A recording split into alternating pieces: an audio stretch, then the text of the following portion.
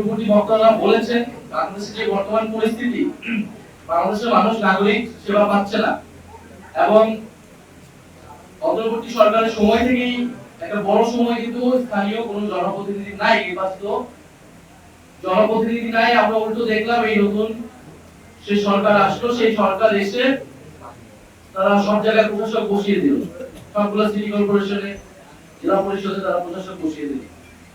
যেখানে অন্তর্বর্তী সরকারের সময় যখন প্রশাসক বসানো হয়েছিল তখন কিন্তু তারাই বিরোধিতা করেছিল। এখন তাদের সরকারের সময় সবকিছু ঠিক হয়ে গেছে এবং বাস্তবতা এটাই। আসলে আমরা সংসদে কথা বলার জায়গা পাচ্ছি না, আপনারাই আমাদের শেষ ভরসা। তবে প্রশাসক এই নিয়োগ যে দিয়েছে এটা আসলে তারা অনেক বেশি সংবিধানের কথা তারাই বলে, কিন্তু এটাও কিন্তু সংবিধান অনুযায়ী সংবিধান লঙ্ঘিত হয়। কারণ স্থানীয় সরকারে নির্বাচিত জনপ্রতিনিধি দিয়ে স্থানীয় সরকার পরিচালিত করতে হয়। অন্তর্বর্তী সরকারের একটা বিশেষ সময় ছিল, এখন তো একটা নির্বাচিত সরকার এসেছে।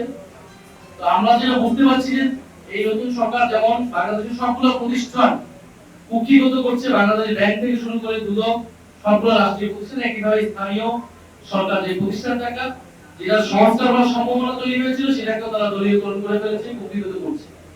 এই পর্যায় থেকে অতি দ্রুত আমাদেরকে বের হতে হবে এবং বের হওয়ার জন্য অতি দ্রুত স্থানীয় সরকার নির্বাচন দিতে হবে। আজকে আমরা সেই দাবিটা এখানে রাখলাম যে আগামী 6 মাসের মধ্যে ধাপে ধাপে আমরা মনে করি সকল পর্যায়ে স্থানীয় সরকার নির্বাচন দিয়ে দেওয়া সম্ভব, দিয়ে দেওয়া উচিত এবং যারা প্রশাসক হিসেবে বসেছে তারা যে কোনোভাবেই সেই সিটি কর্পোরেশন নির্বাচনে অংশগ্রহণ না করে এই ধরনের বিধিবিধান আসলে থাকা উচিত।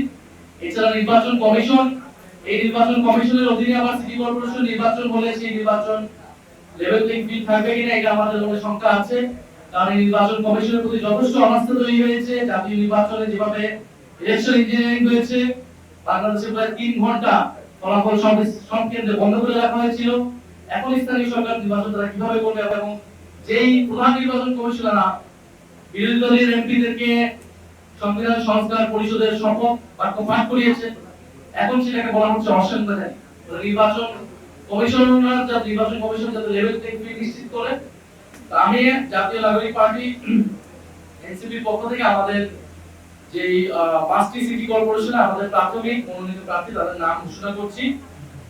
ঢাকা দক্ষিণ সিটি কর্পোরেশন নির্বাচনে এনসিপি মনোনীত মেয়র পদপ্রার্থী জনাব আসিফ মাহমুদ সজীব ভুইয়া, জনাব আলিকুল ইসলাম আদিব, মোহাম্মদ মুবাশশির আলী।